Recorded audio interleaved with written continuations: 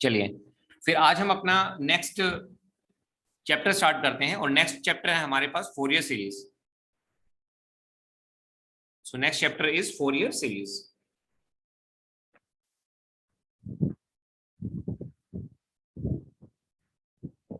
हालांकि जो फोरियर था ना, he was a great mathematician. Fourier जो था वो एक ग्रेट मैथमेटिशियन था। और इसके बारे में अगर आपको पढ़ना हो तो आपको ओपनहेम में दिया हुआ है। ओपनहेम में देखोगे तो स्टार्टिंग के जो जब फोरियर सीरीज आपकी स्टार्ट होती है तो स्टार्टिंग में 2-3 पेजेस में पूरी की पूरी हिस्ट्री दे रखी है। ठीक है, तो वो बस एक इंटरेस्ट डेवलप करने के लिए है। बाकी जो आपके लिए एग्जाम के लिए जो इंपॉर्टेंट होगा वो मैं आपको यहाँ पे अभी बता रहा हूँ। ठीक है, वो हम डिस्कस कर लेते हैं जो आपके एग्जाम के लिए रेलिवेंट रहेगा।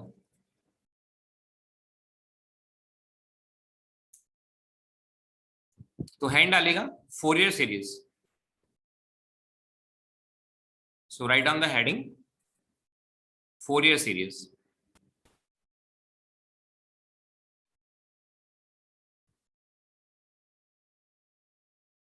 Fourier series very very important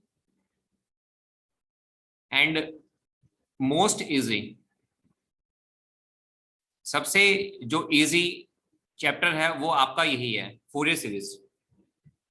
अब देखो मोस्ट इजी मैं क्यों कह रहा हूं, क्योंकि एग्जाम में जो क्वेश्चंस आपके पास आते हैं ना वो इजिली बन जाएंगे, इसलिए मैं इसको मोस्ट इजी कह रहा हूं। ठीक है, इसमें मिस्टेक होने के चांसेस ज्यादा होते हैं। क्यों होते हैं? क्योंकि इसमें हमारे पास प्रॉपर्टीज बहुत ज्यादा है और फोरियर सीरीज में आप एक क्वेश्चन को कई तरीके से आप कर सकते हैं। ठीक है, तो स्टार्टिंग में मैं आपको कन्वेंशनल मेथड भी बताऊंगा और उसके बाद शॉर्ट ट्रिक। लास्ट में आपको मैं इतना परफेक्ट बना दूंगा कि आप स्टार्टिंग में आप क्वेश्चन को देखेंगे और उसके बाद आप डायरेक्टली आंसर बताएंगे। ठीक है, तो देखो अगर कोई आपसे पूछता है कि फोरियर सीरीज हम यूज क्यों करते हैं, what is the use of Fourier series, तो आप ये कह सकते हैं कि हमारे पास जो फोरियर सीरीज है, तो ये जो फोरियर सीरीज है ये बेसिकली में क्या है, रिप्रेजेंटेशन है। What is this? This is nothing but representation. अब ये रिप्रेजेंटेशन किसकी है? ये रिप्रेजेंटेशन हमारे पास पीरियोडिक सिग्नल की, representation of A periodic signal. तो अगर हमारे पास कोई पीरियोडिक सिग्नल है, ठीक है, तो आप इसको रिप्रेजेंट कर सकते हैं, representation of A periodic signal in terms of sinusoidal. In terms of sinusoidal. In terms of sinusoidal कहने का मतलब यह है कि अगर आपके पास कोई भी पीरियोडिक सिग्नल है, अगर आपके पास कोई भी पीरियोडिक सिग्नल है, ठीक है, जैसे मान लीजिए मैं यहाँ पे ये एग्जांपल लेता हूँ, हमारे पास ये एक पल्स है। ठीक है, ये हमारे पास एक पल्स है, ये आपकी पॉजिटिव में भी लाई कर रही है, नेगेटिव में भी लाई कर रही है। और सपोज कीजिए हमारे पास ये एक सिग्नल है। ठीक है, we are having this signal, तो ये भी आपका पॉजिटिव में लाई कर रहा है और नेगेटिव में लाई कर रहा है। तो ये हमारे पास 0 है, ये हमारे पास t/2 है, ये t है। ये हमारे पास 0 है, ये t/2 है, ये हमारे पास t है। तो आपको हमने प्रीवियस लेक्चर्स में पढ़ाया था कि आप किसी भी सिग्नल को पीरियोडिक सिग्नल कह सकते हैं अगर वो इस कंडीशन को सेटिस्फाई करता है, small X of small T plus minus capital T is equal to में, ये किसके इक्वल होता है? एक्स ऑफ टी के इक्वल होता है। तो आपके पास चाहे ये सिग्नल हो या फिर आपके पास ये सिग्नल हो, या फिर अगर आपके पास ये सिग्नल क्यों ना हो, ये सिग्नल क्यों ना हो, तो आपके पास अगर कोई भी पीरियोडिक सिग्नल है तो फोरियर सीरीज की हेल्प से आप क्या कर सकते हैं, आप उसको साइनसोइडल में रिप्रेजेंट कर सकते हैं। क्या कर सकते हैं? साइनसोइडल में रिप्रेजेंट कर सकते हैं। अब ऐसा करने से हमें क्या एडवांटेज मिलेगी ये भी मैं आपको बताऊंगा। तो इसका जो मेन एप्लीकेशन है वो भी हम आपको बताएंगे। तो एक लाइन में अगर कोई आपसे पूछे व्हाट इज फोरियर सीरीज, तो आप क्या जवाब देंगे? आप कहेंगे सर या ma'am Fourier series is nothing but it is a representation of A periodic signal in terms of sinusoidal. उसके बाद देखिए, अब मैं यहां पे एक लाइन लिख रहा हूं, it gives us, it gives us frequency domain representation, it gives us frequency domain representation that is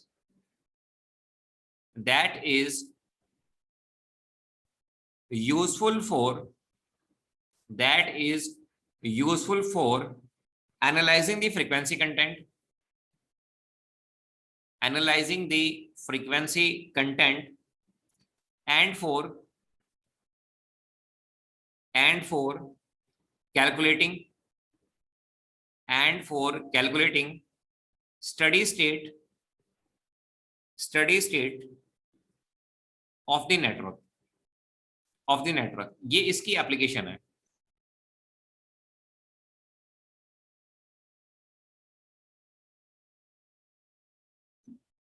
तो बताइए फोरियर सीरीज बेसिकली में क्या करती है?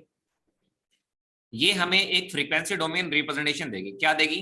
Frequency domain representation. अब इसका हम यूज कहां पे करते हैं?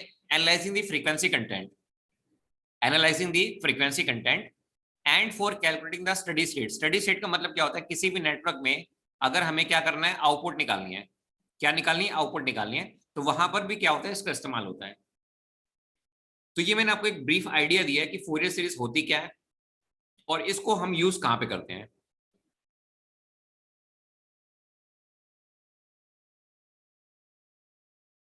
इसको नोट कर लो, ये जो मैंने आपको लिखवाया अभी। It gives us frequency domain representation that is useful for analysing the frequency content and for calculating steady state output of a network.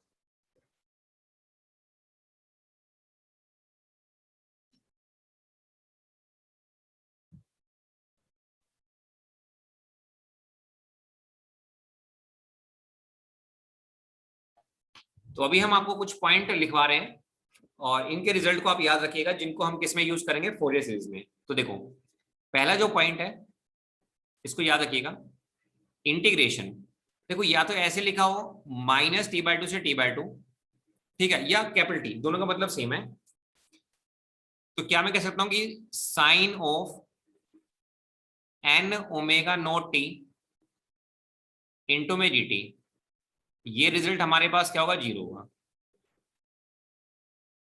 Second, integration over a period t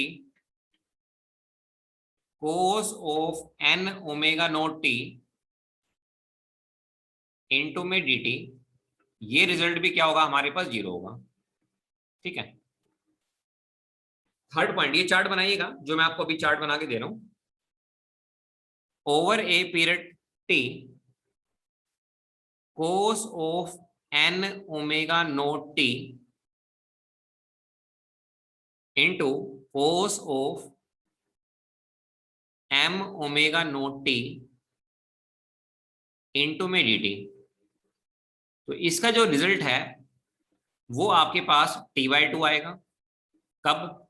अगर m और n आपके पास बराबर है। इसका result आपके पास 0 आएगा। कब? जब m और n बराबर नहीं है। ठीक है भाई। अब देखो, फोर्थ पॉइंट आपको हम लिखवा रहे हैं। अब साइन साइन ले लो। तो over a period t,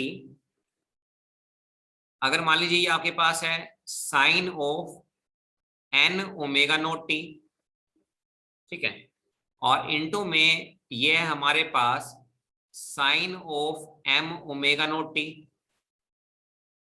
into में dt। So this is equal to, तो ये रिजल्ट हमारे पास क्या रहेगा? इसका रिजल्ट भी t/2 आता है। कब? अगर m और n बराबर है। और ये हमारे पास 0 आता है। कब? जब m और n बराबर नहीं है। ठीक है। कितने पॉइंट हो गए? 4 पॉइंट हो गए। मतलब पहले मैंने साइन अकेला बताया, फिर कोस अकेला बताया, फिर दोनों कोस कोस लिए, साइन साइन लिए। अब लास्ट देख लीजिए, ओवर ए पीरियड टी, एक साइन लेते हैं, एक कोस। तो ये मेरे पास आ गया sine of n omega naught T, ठीक है, और इनटू में cos of m omega naught T, तो इसका जो रिजल्ट है वो हमारे पास क्या आता है? 0 आता है। कब? अगर m और n इसकी वैल्यू इक्वल है। और इसका रिजल्ट 0 आता है। कब? जब m और n की वैल्यू बराबर नहीं है। ठीक है भाई। तो इसका रिजल्ट हमारे पास क्या आएगा? 0 आएगा। अगर आप चाहें तो प्रूव भी कर सकते हैं।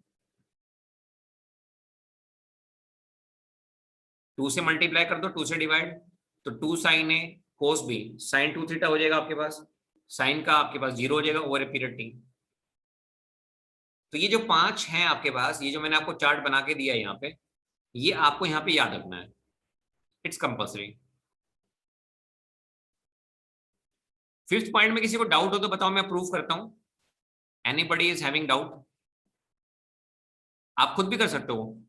यहाँ पे n ले लो, 2 से डिवाइड कर दो, 2 से मल्टीप्लाई, एक लाइन में इसका आंसर आ जाएगा। अगर आपको डाउट हो तो मैं कर देता हूँ, चलो मैं कर देता हूँ।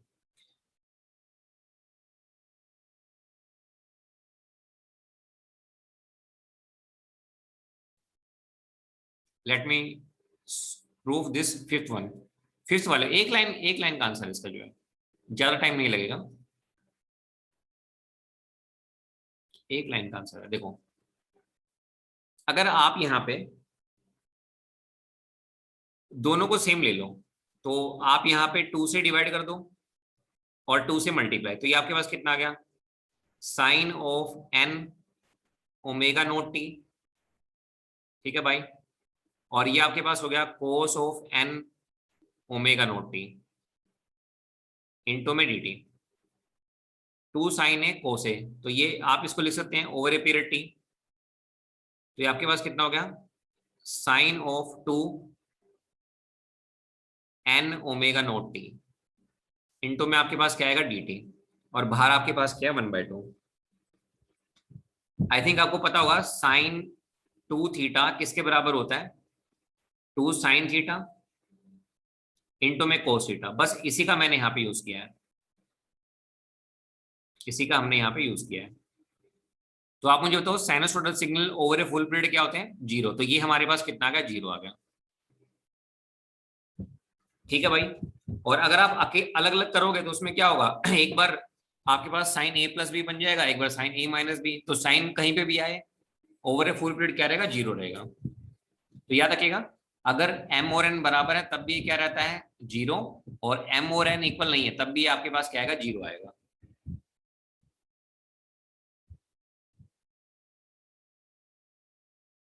बताइए यहां तक क्लियर है, कोई डाउट किसी को भी? If you have any doubt please let me know.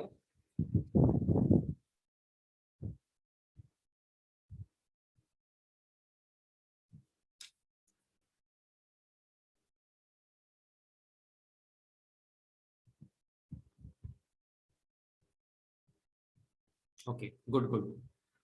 चलिए फिर आगे बढ़ते हैं। तो ये कुछ बेसिक्स थे जो हमने आज डिस्कस किए हैं, अब आगे बढ़ते हैं।